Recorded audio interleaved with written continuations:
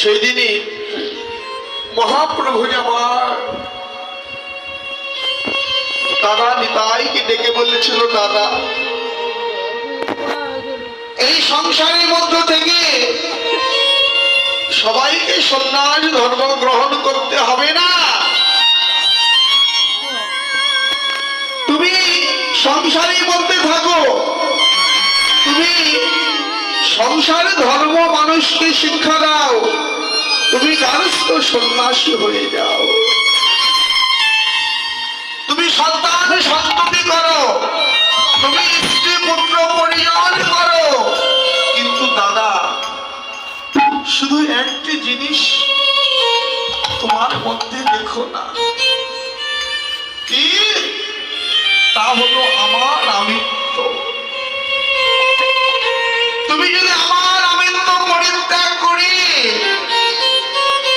এই জগতে সংসারের মধ্যে থাকো, এই সংসারের মধ্যে থেকো, তুমি সন্ন্যাসী হতে পারো।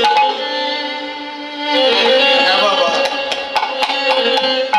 স্ত্রী আমার, পুত্র আমার, সন্তান আমার, জমি আমার, গাড়ি আমার, আমার আমার আমার আমার করে আমার আমিত্ব লয়ে যদি সংসারের মধ্যে থাকে, সেই লোক কোনদিন গোবিন্দ চরণ স্পর্শ পায়। সেদিন মহাপ্রভুই বলেছিল,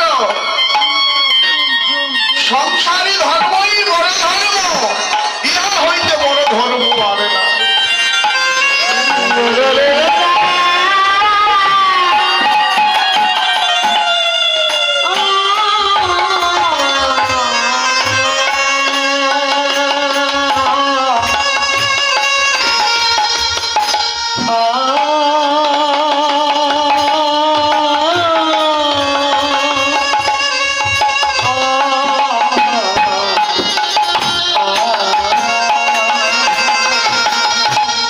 সংসারী ধর্ম যদি বড় ধর্ম হয়, তাহলে তার পরীক্ষাটাও তো বড় হবে। তাই জগতে সংসারের মধ্যে মাতৃজঠর হইতে পড়বার পরে আমরা গোবিন্দ চরণ ভুলি। আমার